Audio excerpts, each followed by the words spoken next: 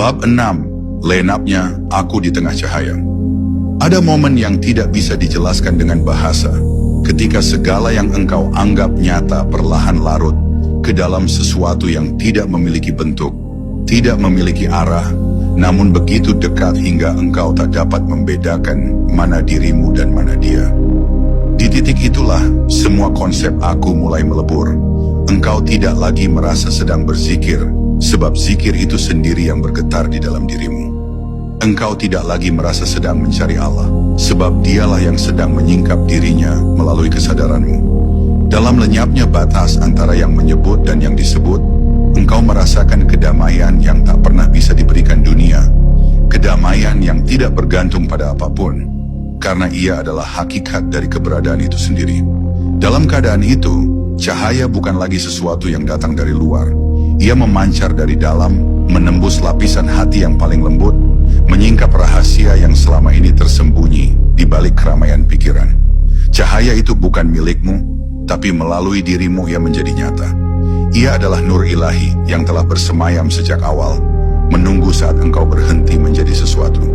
Saat engkau berhenti ingin menjadi, berhenti memahami, berhenti mengklaim, maka cahaya itu menyala.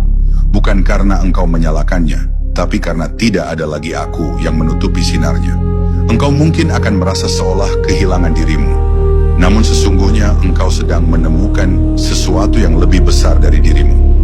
Dalam keheningan yang menyala itu, engkau akan merasakan bahwa segala sesuatu hidup di dalam satu napas yang sama. Batu, angin, pohon, manusia, semuanya bergerak oleh denyut yang satu.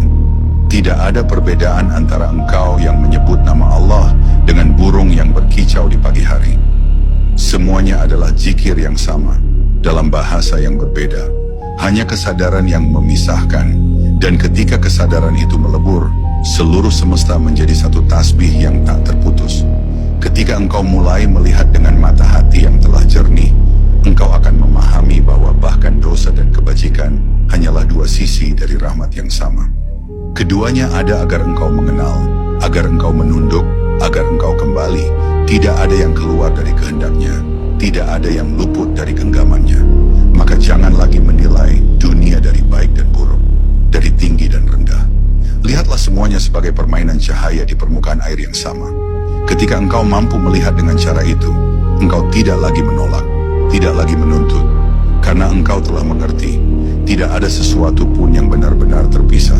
Dan akhirnya, di tengah kelapangan cahaya yang memeluk segalanya, engkau akan menemukan kehadiran yang paling sunyi dan paling penuh. Tidak ada doa yang tersisa, tidak ada permintaan yang perlu diucap, hanya rasa syukur yang begitu dalam karena telah diizinkan menyadari bahwa sejak awal tidak pernah ada aku yang berusaha mengenal Allah.